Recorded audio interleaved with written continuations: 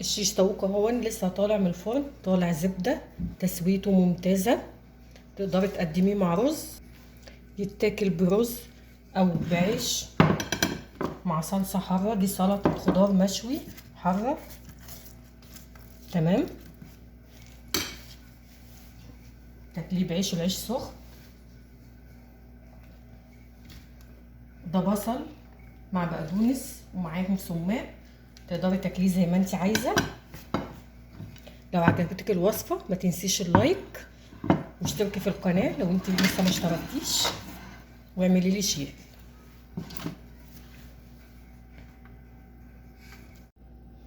اهلا بيكم، يا رب تكونوا بخير. فيديو النهارده ان شاء الله هنعمل فيه شيش طاووق. معايا هنا اوراق مخليه من العظم متقطعه بالشكل ده، ويمشي الصدور بس، يعني الورك بيكون افضل لانه ايه، بيكون طري في السوا. ومعايا هنا خلاط هنحط فيه كوبايه من اللبن الرايب،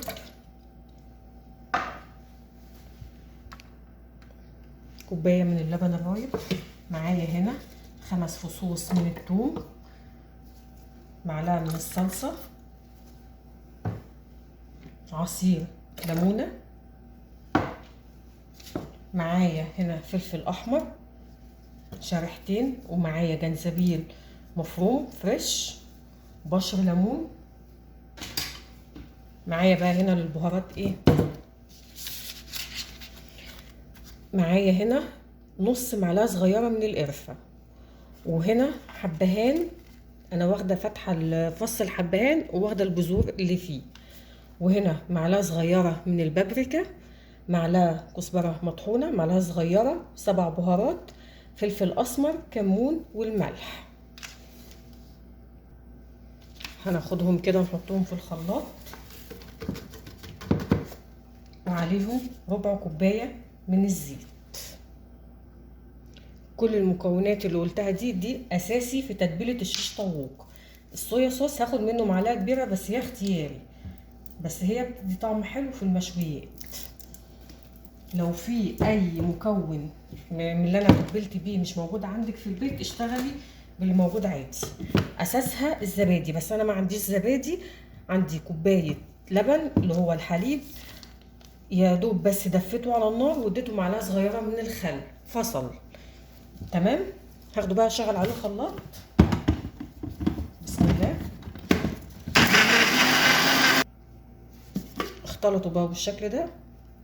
هنزلهم في الطبق وعليهم الاوراق، واغطيهم بقى واسيبهم في التتبيله دي ليله كامله. لو انت عايزه تعمليهم على طول فاستني عليهم ساعتين، ما ينفعش تاخديهم وتشتغلي بيهم على طول. دي الوراك بعد ما سبتها ليله كامله في التلاجة.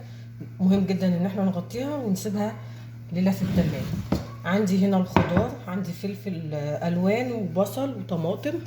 طماطم دي لحمه طماطم من غير بذر. وهنا الاعواد دي انا نقعتها في ميه لمده ساعتين. هاخد مكعب من البصل الاول، هثبته كده في الاخر، مش في الاخر يعني، بسيب ايه الحته دي فاضيه كده اهي. هاخد مثلا شريحه من الفلفل،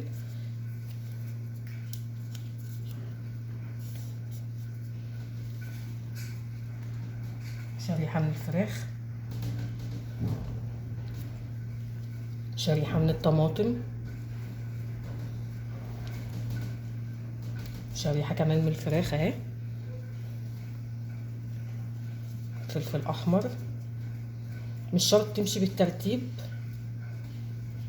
اهو، ثبتي فيها كده. وادي الفراخ برضو اهي.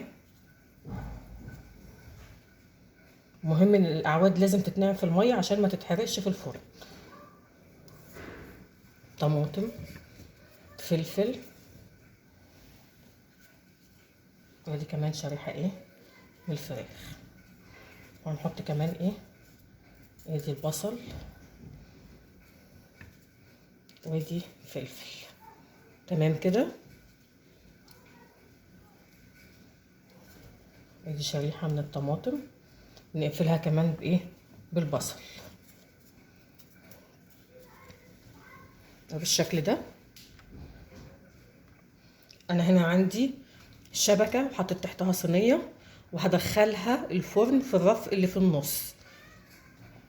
الشيش طاووق ما ينفعش نحطه في الصينيه كده على طول، يعني ما ينفعش انا اخده كده واحطه في الصينيه هنا، هينزل ميه والشيش طاووق هيطلع كانه مسلوق.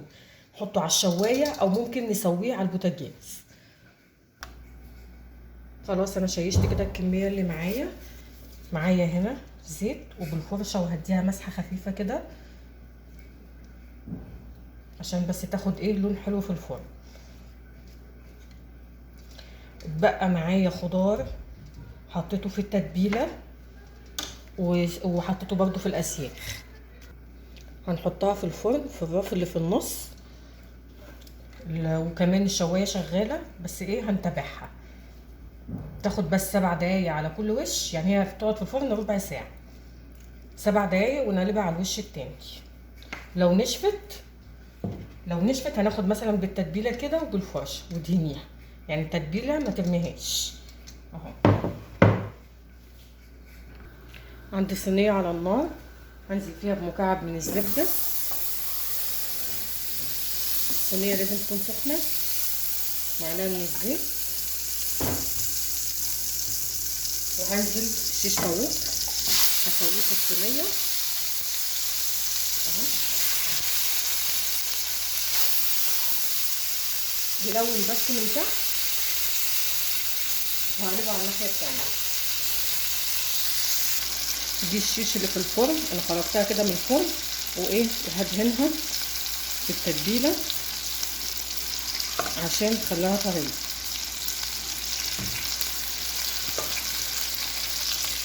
دي هشوفها لو خدت لون من تحت هقلبها كده على الناحيه التانيه اهي.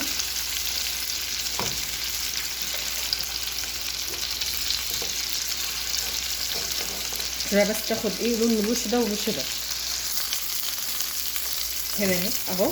شوف بس لو لون كده من تحت اهو، هجيبه على الناحيه التانيه واسيبه ياخد نفس اللون. الشيش طاووق اهو لسه طالع من الفرن، طالع زبده، تسويته ممتازه. تقدري تقدميه مع رز، يتاكل برز او بعيش مع صلصه حاره. دي سلطه خضار مشوي حاره تمام. تاكليه بعيش، العيش سخن. ده بصل مع بقدونس ومعاهم سماق، تقدري تاكليه زي ما انت عايزه. لو عجبتك الوصفه ما تنسيش اللايك واشتركي في القناه لو انت لسه ما اشتركتيش، واعملي لي شير.